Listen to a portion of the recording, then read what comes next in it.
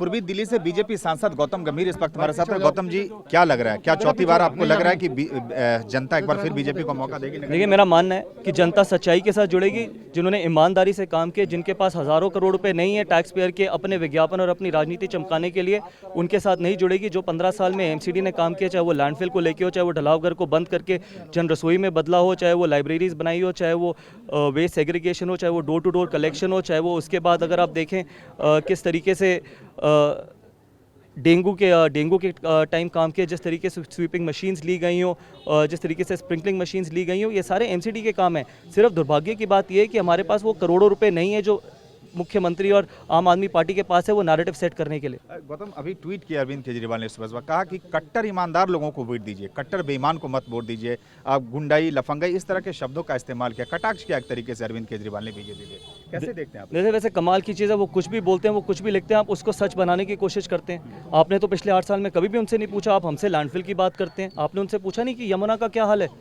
वो भी क्या एमसीडी की जिम्मेदारी है? वो स्कूल, कॉलेज, हॉस्पिटल, वो फ्लाईओवर बनाना, वो पब्लिक ट्रांसपोर्ट बेटर करना, वो दिल्ली को लंदन, पेरिस, न्यूयॉर्क बनाना, वो कोविड के टाइम पे 2 लाख लोगों को रोज़ खाना खिलाना, वो ऑक्सीजन टैंकर्स, वो जो ऊषा इंस्टीट्यूट में वो जो टैबलेट बनाई थी, आपको भी पता होगा, जिससे पराली खत्म होगी, वो कहाँ गए सारी चीज़ें?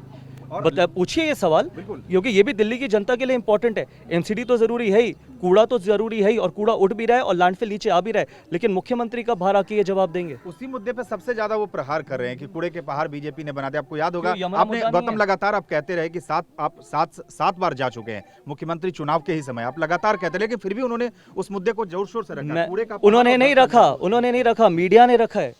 उन्होंने नहीं रखा, उनके पास करोड़ों रुपए हैं मीडिया को देने के लिए, इसलिए मीडिया रखती है। वो कहते हैं कि मैं अगला देश का प्रधानमंत्री हूं, तो मीडिया वो नैरेटिव सेट करती है। वो कहते हैं कि कूड़ा सबसे बड़ा मुद्दा है, तो वो मीडिया सेट करती है, नैरेटिव सेट करती है। आपसे सिर्फ एक विनती है, आप अपने माध्यम से गाजीपुर लैंडफिल पे जाइए, जो वहां पर सच है वो दिल्ली की जनता को दिखाइए। अगर कूड़े का पहाड़ ऊपर गया तो वो दिखाइए, कम हुआ है तो वो दिखाइए, अगर वहाँ पर काम हो रहा है तो वो दिखाइए, नहीं काम हो रहा तो वो दिखाइए, अगर ढलावघर बंद होकर जन रसोई में बदले गए हैं तो वो दिखाइए, लाइब्रेरी में बदले गए हैं तो वो दिखाइए, अगर Yamuna sports complex world class stadium बना है तो वो दिखाइए।